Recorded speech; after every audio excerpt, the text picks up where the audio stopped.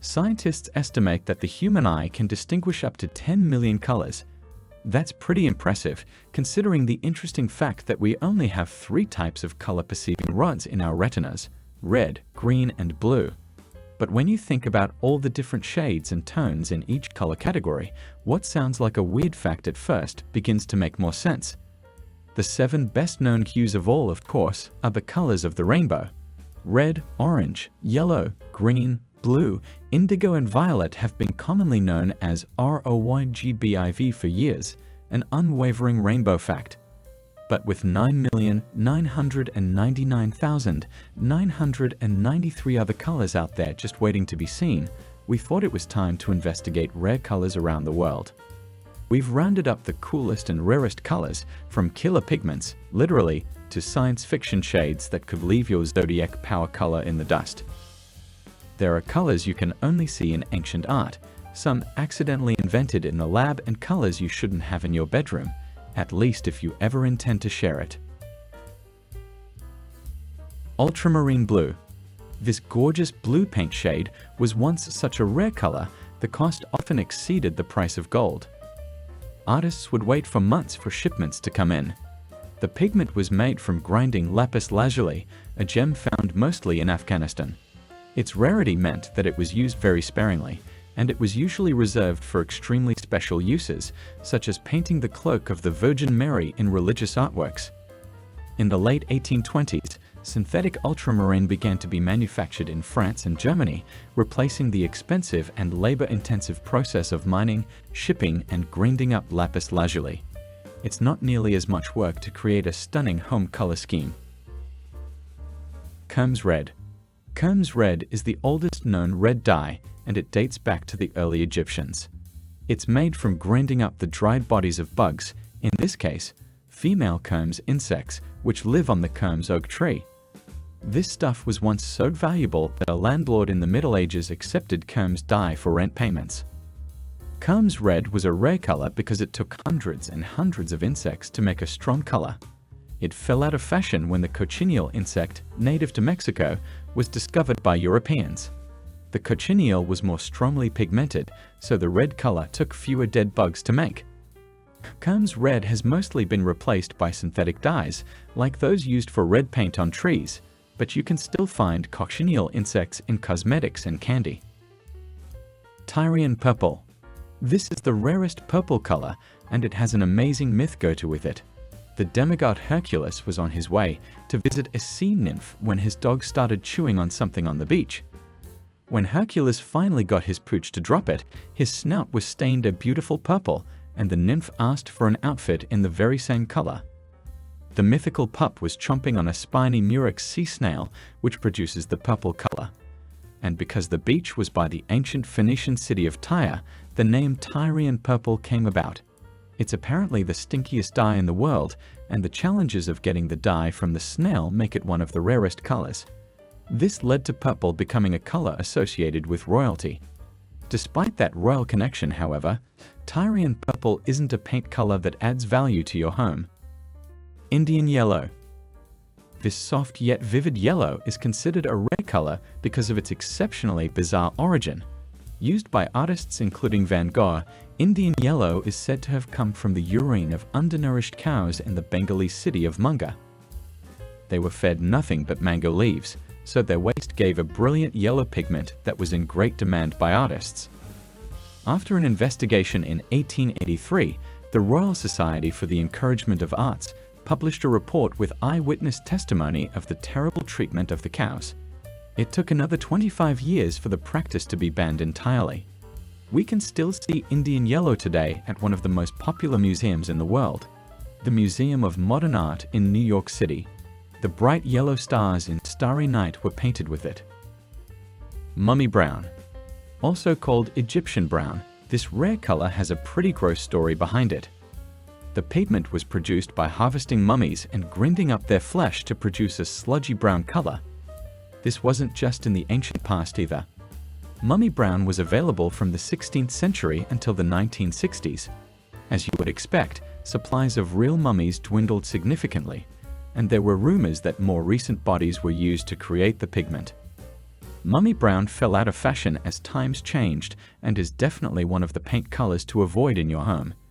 Now we prefer our mummies intact in a museum rather than ground up and smeared across a canvas. Speaking of colors, read on to find out what is the world's ugliest color. Quercitron yellow. Quercitron yellow takes the crown as the most forgotten color. This is partly due to its two confusing names. What we now know as quercitron yellow used to be known simply as quercitron, or more commonly as Dutch pink. What? Apparently, in the 18th century, the word pink referred to a yellow color, and no one is exactly sure why. Dutch pink was made from either Persian berries, also called buckthorn berries, which are native to the Mediterranean, or from the yellow inner bark of the American black oak tree. This lovely yellow dye fell out of favor as synthetic dyes began to take hold in the mid-19th century. Colors have all sorts of meanings, and some are confusing. Here's what it means if you see green lights on a car. Lead white. Warm white can look dingy in some lighting. It's one of the paint colors that can make your home look dirty. But what about something cooler or more opaque? We wouldn't recommend this one. One of the most important colors in art, lead white is one of the rarest colors in modern times. But if it was good enough for the ancient Egyptians, Greeks, and Romans, why isn't it good enough for us? Well, we know something they didn't. While ground-up lead carbonate might be a gorgeous, brilliant white shade that's perfect for extending the life of your oil paints, it can also cause lead poisoning. Lead white was prized because it is such an opaque white. The density of the paint allowed artists to paint brushstrokes of light into their work, bringing the paintings to life in a new way. Scheele's green. We can credit the current houseplant craze to millennials, but it was the Victorians that started the indoor plants trend.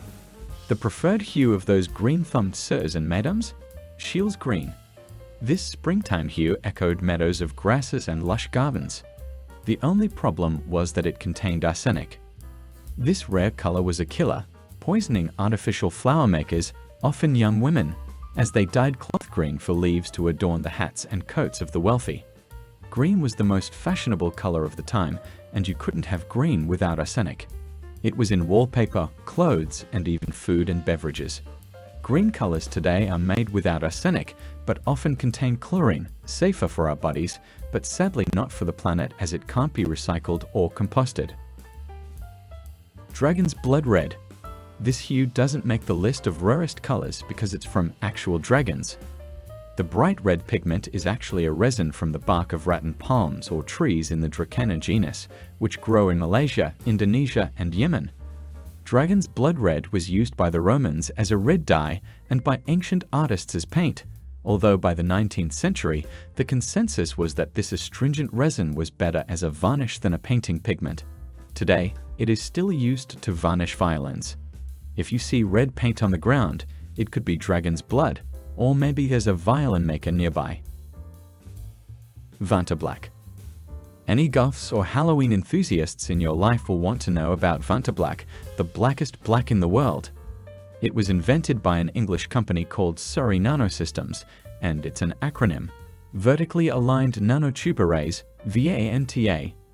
For the non-engineers among us, that means it's synthetic and made from carbon nanotubes that are vertically aligned at such density that 99.965% of visible light is absorbed. It's only in use in 3 places in the world: the aerospace sector, the defense sector, and with the artist Anish Kapoor. Kapoor signed a contract in 2014 securing exclusive rights to use Vanta Black in his work. That definitely makes it the rarest color in the art world. Yin Blue. In 2009, a graduate student in chemistry at Oregon State University named Andrew Smith was messing around in the lab when he accidentally invented a new color. A bright, brilliant blue that was the first new blue shade in 200 years. While blue is not one of the rarest eye colors, yin blue is rare because it's made by heating manganese oxide to around 2000 degrees. It's a gorgeous purple-blue shade that almost seems to glow. The nearly unpronounceable name comes from its composition. The pigment contains the elements yttrium, indium, manganese, and oxygen, hence YNN. But Oregon State scientists simply call it mass blue, after scientist Maz Subramanian, who was leading the research team that included Smith. Gamboge yellow. You may have gleaned that some rare colors come with a side of danger, and Gamboge yellow is no different.